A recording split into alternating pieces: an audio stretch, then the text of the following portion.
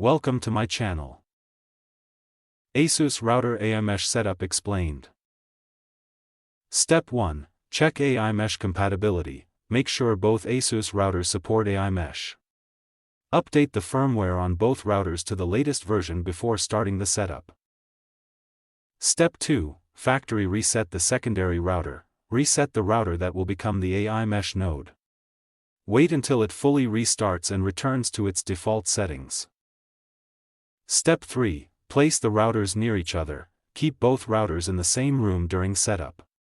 This helps them connect quickly and avoids pairing issues.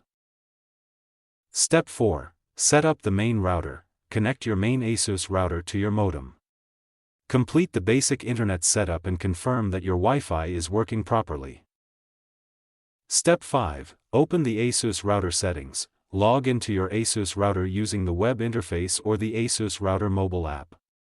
Go to the AiMesh section. Step 6. Search for the AiMesh node. Click Search or add AiMesh node. Wait while the main router scans for nearby compatible ASUS routers. Step 7. Pair the secondary router. Select the detected router from the list and click Apply or Connect.